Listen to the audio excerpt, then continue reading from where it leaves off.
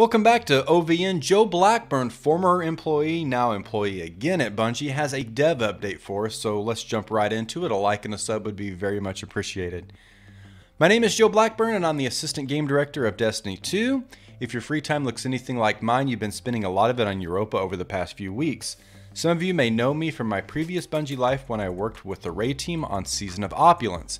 I'm back thanks to a revive from Luke and team as we work together to create a Destiny 2 future that we're all excited about. Today I want to spend time with you on a subject that is near and dear to every Destiny 2 player's heart: rewards. There's a thing I ask a lot around the virtual office: how are we making every season the best time to jump back into Destiny? Destiny is a very large and complex game, and while this is what also makes this a game we love, we want Destiny 2 to continue to evolve to be a world with momentum. Introducing infusion caps is part of addressing this, a way to make sure the overall number of rewards Guardians need to care about in order to be competitive in Destiny isn't prohibitive. It is also a way to continue evolving each season's meta, while at the same time making sure players still have a ton of options when choosing what they want to bring into the next challenge. Our goal from the beginning with infusion caps is to improve and keep Destiny 2 fresh over time.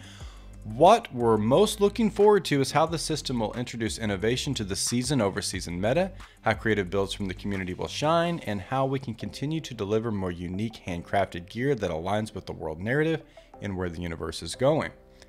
While we are still hard at work on improvements in how we rotate gear out of the Destiny power ecosystem, what gear you can infuse to max power, there are a few clear-cut misses with our first rollout.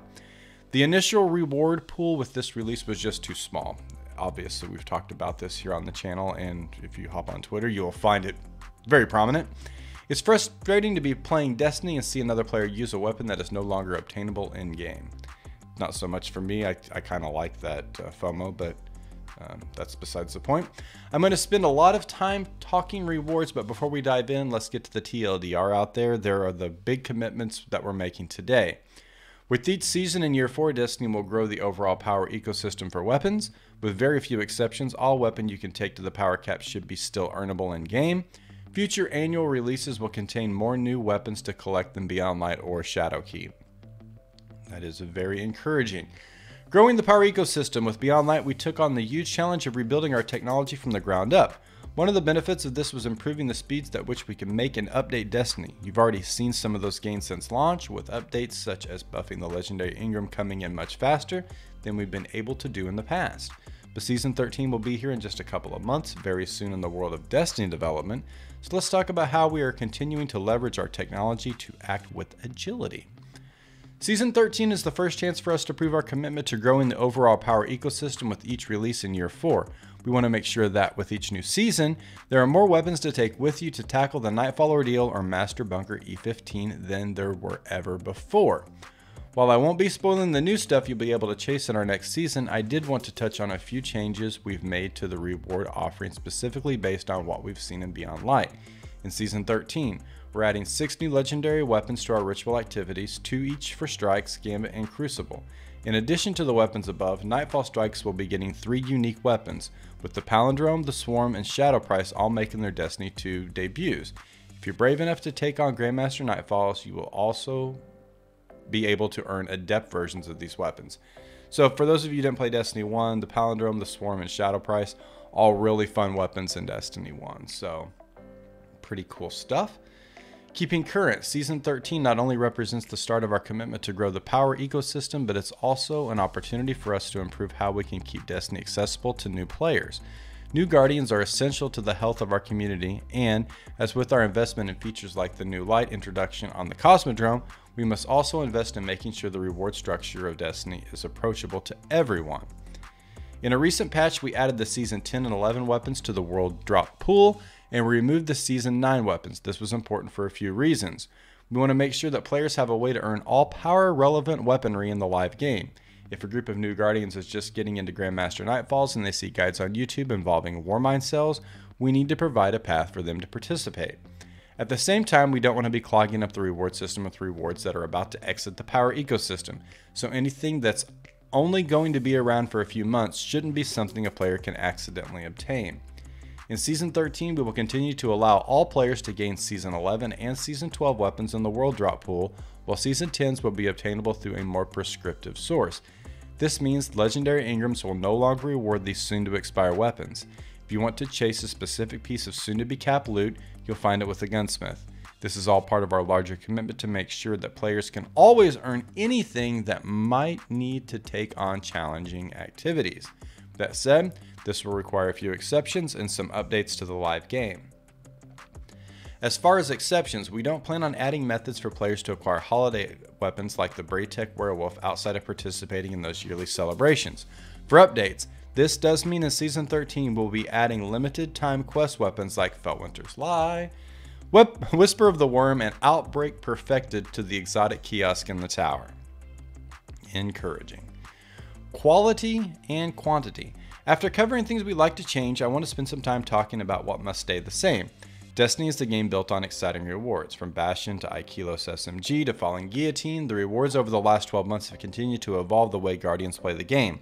In Beyond Light, I believe the rewards team nailed it again, and incredible new legendary perks like Recombination, Thresh, Chain Reaction, and Reconstruction. Alongside these perks came with what I believe is one of the best lineups of exotic weapons and armor in Destiny history. But where we succeeded in quality, we failed in quantity. Even as Season 12, the Deepstone Crypt, and the full breadth of Europa weapons came online, the total count of weapons in Beyond Light is lower than what we want. So we're making the commitment now that our future annual releases will have more weapon rewards than Beyond Light or Shadowkeep. There's no way for us to make more rewards at Destiny standards and still maintain the health of our current team. Therefore, we're going to reinforce the rewards team with more talent that will allow us to deliver quality and quantity in the future. Molding someone new into a master Destiny gunsmith takes time. This isn't going to be a change that the community will feel next week, but it does put our best foot forward as we step towards the Witch Queen and Lightfall. Just stuff we've talked about already. Just the lack of weapons in the game, and in the past, like specific ways to get those weapons. So it seems like that they're going to be addressing all of that. Preheating the oven. Increasing the reward team size is one of our long-term initiatives, but it is not the only upgrade to our gear rotation plan that we want to get into the oven. We envision a better solution on how armor intersects with infusion caps. The personality of armor comes from mods right now, so gaining a new piece of armor often means just trying to find a piece of armor that replicates the stat allocation you already have on a piece of gear in your vault. While we are not ready to talk concretely about armor plans right now, we want to get more gameplay novelty on armor itself, so that looting a piece of armor in a new season has the potential to change the way you play. Expect to hear more about armor and other holistic upgrades to the way gear rotates in and out of power ecosystem as we harden plans into next year.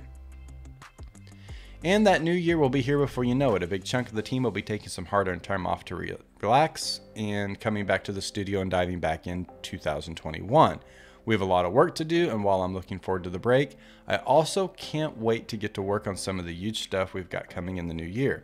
Without spoiling too much, here's a brief teaser of some of the things that'll be on their way in Destiny 2 Year 4. Transmog will be coming with Season 14, more details to come. This is a very much anticipated addition to the game, so should be pretty cool. DDoS protection for Destiny 2 players on all consoles will be coming in Season 13. The Vault of Glass raid returns. Crossplay is coming 2021. Huge announcement here, no specific date, but big news. Two Strikes, The Fallen Saber, and Devil's Lair are coming to Destiny 2 in Season 13. Much needed strikes. Strike playlist is very stale. We need new stuff to play. And even though these are returning strikes, there's still a ton of Destiny players who probably never played these. So, Legendary Master Loot Sector rotation will be expanded to include the Lost Sectors on the Moon in Season 13, and there will be 3 new pieces of exotic armor to chase. So cool. And there's a look at appearance management for Transmog. Cool stuff. Returning to orbit. Now that I've ranted longer than a raid leader on Valkyr, let's wrap this thing up.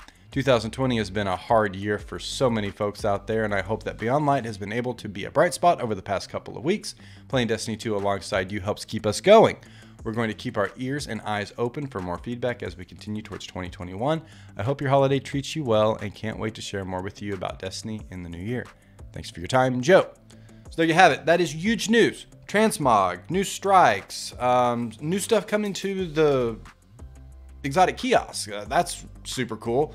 Crossplay, huge. 2021, just around the corner, guys, too. So in the next, 12 months, we will have crossplay. So all my friends over on PlayStation, all my friends on Xbox, will be able to play together again. Good stuff. So if you'd like to see this for yourself, it's on Bungie.net. Hop on over and read what Joe has to say. A like and a sub would be very much appreciated. Catch you guys next time. Thanks for watching.